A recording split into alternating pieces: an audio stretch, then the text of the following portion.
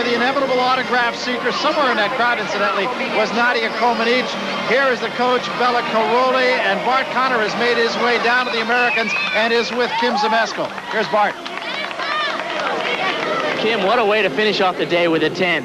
This is so amazing. I mean, we're just so happy that we won the silver. That means so much to us. You guys prepared so well coming into this competition. Did the crowd really help you today? It seemed like it really motivated. Oh, yeah, the crowd helped a lot, especially since I was last up on all the events. Sometimes it's hard to keep yourself motivated, but with this crowd behind us, it was really easy. Boy, heading into 92, this has to make you feel great. This feels wonderful. I just hope we can repeat it and even do better next year. Congratulations. Wonderful competition. Thank you. Great.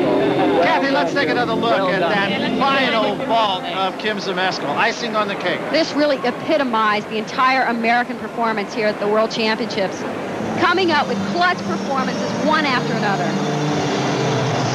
Just terrific stuff, and of course this was just the culmination of years of effort.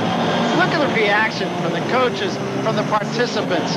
There is a lot of happy people here in this arena, but no one any happier than the man that Bart Conner is with right now.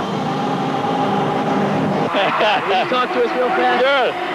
What kind of message are you sending to the world with this performance? Well, the message is out there. You know, the closed chain of the socialist domination in women's gymnastics is broken forever. We got the place, and we're going to hold on to it as long as humanly can be done. And I believe we send a great message to our program, the American program. Our kids tomorrow, I know millions of young ones going to head toward the gymnasiums and going to step and going to want to turn another Kim Zmeskal, Betty Okino, Shannon Miller, and all those ones who've been fighting so hard today. Now, so many people thought in the Romanian system you could produce a great team. They said you couldn't do it here. Well, you know, that was the mentality when we came here. You remember, because we've been fought at on the beginning. But I'm proud, yes, wherever in the world, no matter where you go, if you're taking the kids right, if you're holding them right, if showing the light, that is the light. We can reach it. We can make it. They are following you. There is no mistake. They don't want to be participants. Everybody in the world wants to be a winner. And as long as they lead it up right, they're going to be the winners. It's a great day for U.S. Gymnastics. That's a great day. That's a great day. Thanks. Where do I sign up? We'll be back. Of course, the spoils, in this case, the gold medal to the Soviet Union. This, of course, a team that has been here on many occasions.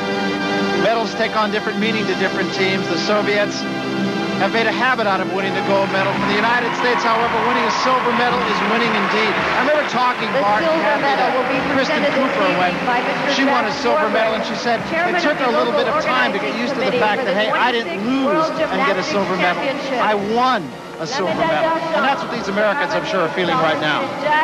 The Americans have been on the brink of that cherished top three for so long now. They were fourth at the Olympics in '88, fourth at the last World Championships, and finally, not only moving into the top three, but a silver medal. And I think the other thing that is significant about this team is this is a very young team. This is a team that conceivably could be together for quite a while. When you look down at that group of young ladies, you certainly feel this would be the strongest six to represent the United States at the Olympics next year in Barcelona. But there are a few others out there. But if this young team can stay healthy, they will certainly be a factor next year. And the crowd, of course, receiving the American team, as you might expect, based on the performance that they have given all of them tonight. There's a familiar face, Mary Lou Retton, of course, and she's leading cheers too. There's Lance Ringnahl.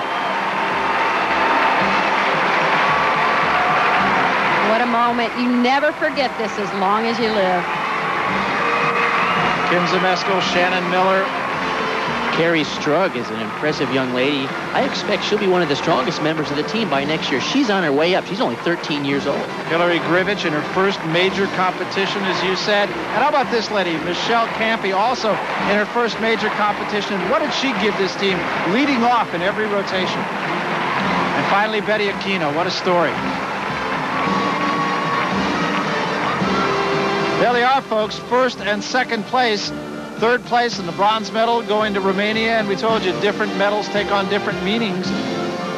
And for the Americans, of course, there is sheer joy as they get their flowers. For the Romanians, I'm sure very much the other side of that coin. They don't really feel at this point like they won anything. The only other time that the World Gymnastics Championships were held in the United States was back in 1979. That's when Nadia Comaneci was a member of the Romanian team. They beat the Soviets and won the gold. here they're going to have to accept the bronze. And what you're hearing here is not just polite applause. This is applause for a job well done.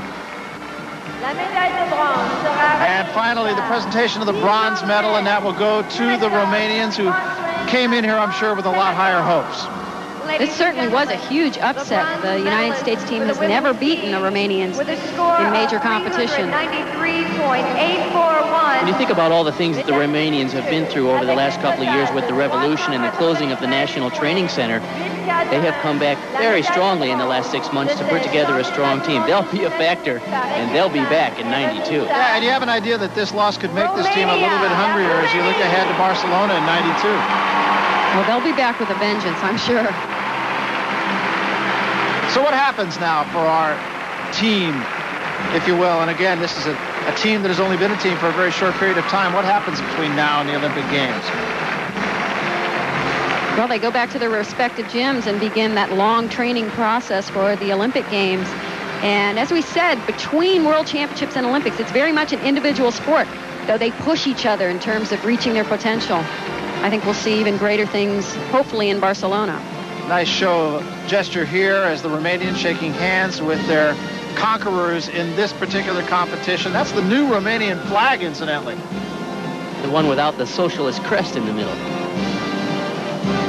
Milosevic, very melancholy moment, I'm sure, for her. Eugenia Popa next to her. You look back at the scores, Milosevic, even if she didn't fall off the uneven bars, the Americans were so strong today that they were going to win. Aderian. This is certainly going to set up a very fierce competition in Barcelona. But the difference in the moods here is startling. The bronze medal and the silver medal. The Americans, of course, extremely happy. The Romanians, not so at all.